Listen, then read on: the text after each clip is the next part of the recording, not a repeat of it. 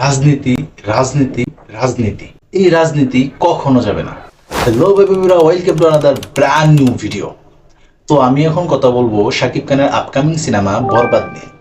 তো দেখুন, এই বরবাদ সিনেমা যখন থেকে নির্মাণের কাজে হাত দিছে তখন থেকে কিন্তু আমার মনে একটা প্রশ্ন জাগছিল যে আদৌ কি এই সিনেমাটা মুক্তি পাবে কি না।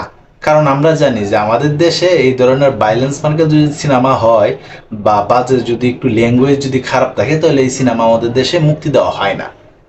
যাই হোক, যেহেতু এই সিনেমাটা নির্মাণ হয়েছে তারপরে এই সিনেমা কিন্তু এখন পর্যন্ত সেন্সর বোর্ডে ছবিটা জমা পড়ে নাই। কেন পড়ে নাই? এই সিনেমাটা নাকি এই সিনেমাটা নাকি মন্ত্রণালয় থেকে নিষেধ আসছে যে এই সিনেমাটা রিলিজ দেওয়া যাবে না।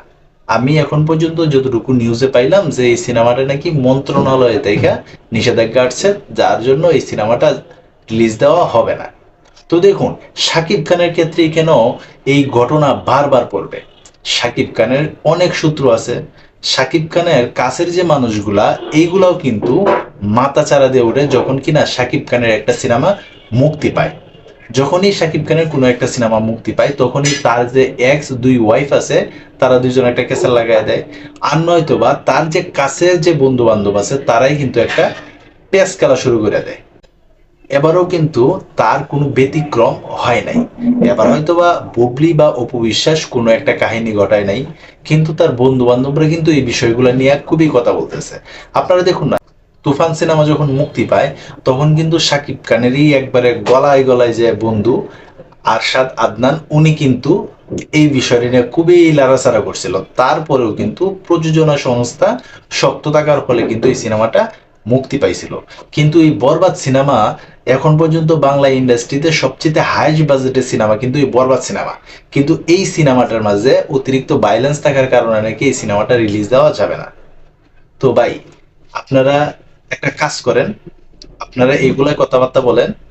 আর যারা প্রযোজক আছে তাদেরকে না করে দেন যে আপনারা ভাই সিনেমা বানায়েন না, আমাদের যাত্রা বালাই দেওয়া ভালো। কারণ এই যে 20 লাখ 25 লাখ টাকা দিয়ে আপনারা সিনেমা নির্মাণ করবেন, এই যাত্রা পালা দেখেই পাবলিকে মজা নেব।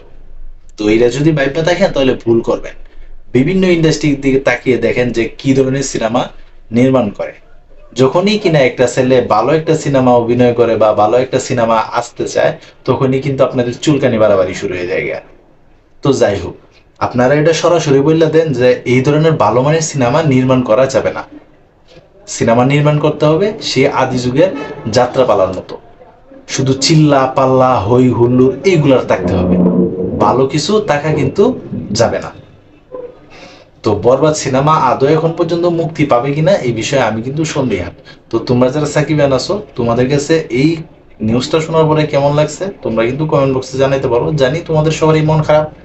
তো এই ছিল এখনকার মতো ভিডিও। তো সবাই ভালো থাকবা, সুস্থ থাকবা, কাছে মানুষটা ভালো রাখবা। ধন্যবাদ সবাইকে। আল্লাহ হাফেজ।